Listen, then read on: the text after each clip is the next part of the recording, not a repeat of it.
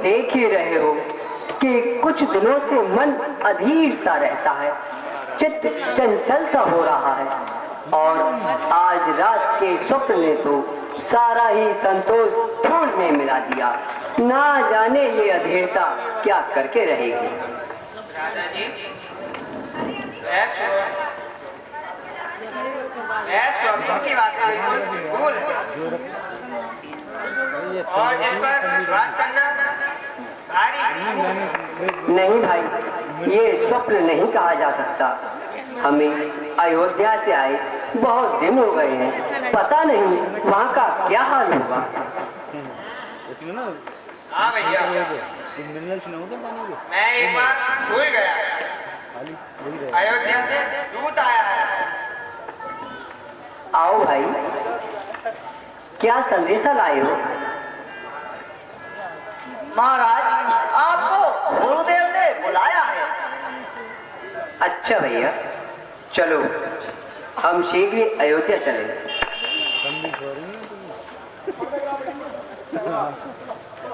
बैठ जा, अरे 5 मिनट की बात है, मुश्किल से 10-5 मिनट बैठ जाओ। भाई कौन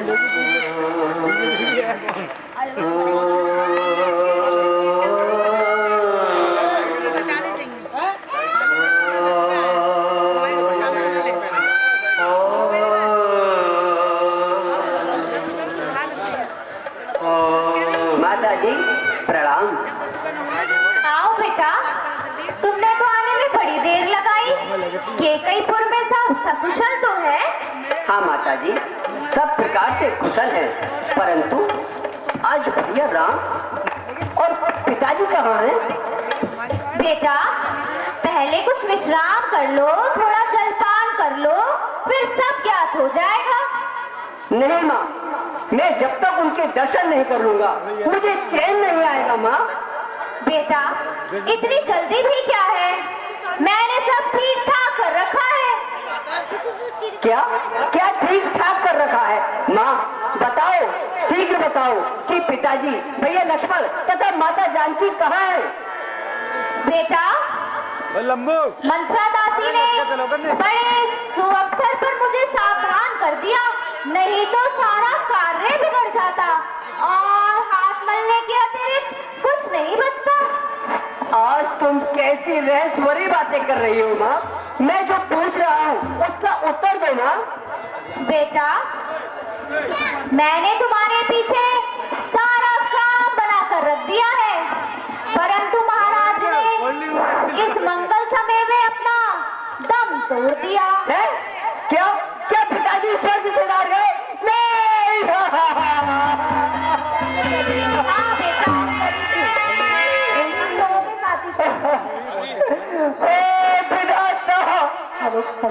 ये कैसा दुर्दन दिखाया है तूने? मैं तो अंतिम बार उनके दर्शन भी ना कर पाया।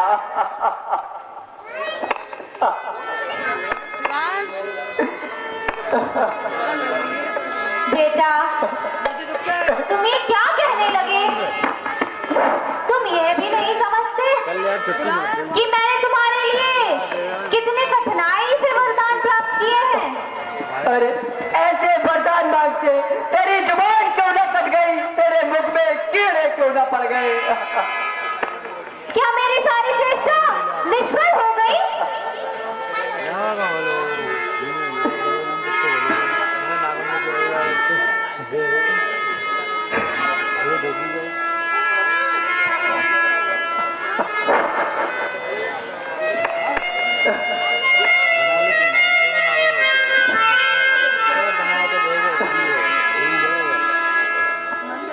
और मंथरा अपने परिश्रम का कुछ भी फल नहीं पाएगी।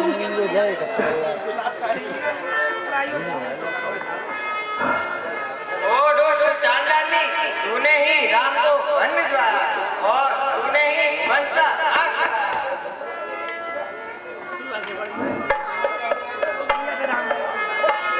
हाय भगवान, हाय भगवान।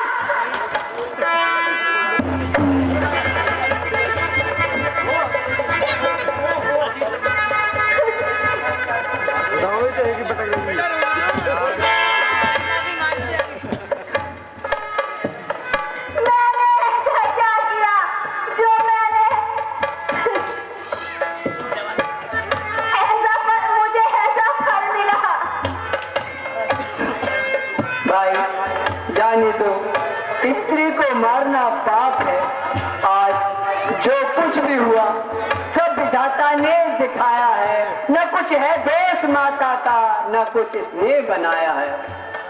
बेटा भरत, तुम तो ज्ञान दान और नीति में सुजान हो। विधाता की गति को टाला नहीं जा सकता। जो कुछ हो चुका है कदापि वापस नहीं लिया जा सकता। इसलिए मन को शांति दो और प्रजातंत्र में कार्य करो। राज्य करूं, राम और लक्ष्मण भैया को बंद कर राज्य करूं, जानकी को संकट में फंसा कर राज्य करूं, ये कौन सी आत्मा के भाव है? ओ भागन, यदि तू कौशल्या माँ के दिल से पूछती, यदि तुझे माता सुमित्रा के दिल की तड़पन मालूम होती, तो तुझे मालूम हो जाता कि सब दिल तेरे जैसे नहीं होते। तूने अपनी ही संतान को धोखा दिया है, तूने अपने ही सुहाग पर लात मारी है, तूने अपनी ही आत्मा के साथ विश्वासघात किया है। याद रख, जब तूने अपना कपट व्यवहार नहीं छोड़ा तो ये भरत भी अपनी राम भक्ति को कदापि नहीं छोड़ेगा। हो गया जो होना लिखा था अब हमारे भाग्य में, और राम का सेवक चला अब राम के अनुराग में। भैया राम। दीदी, दीदी, मेरे भरत को बचाओ दीदी। मेरे लाल। मेरे पीरे। माता जी। जीतेगी लाती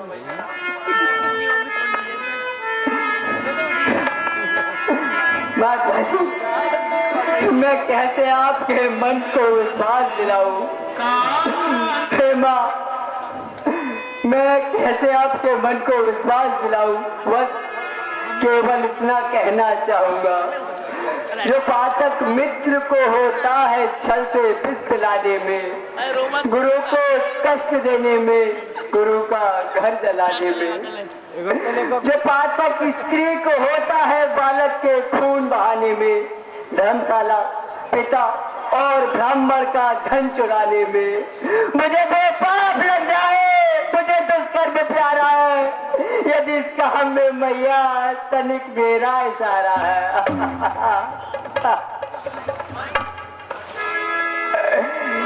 मैया, मेरा इसमें कोई दोष नहीं है मैया।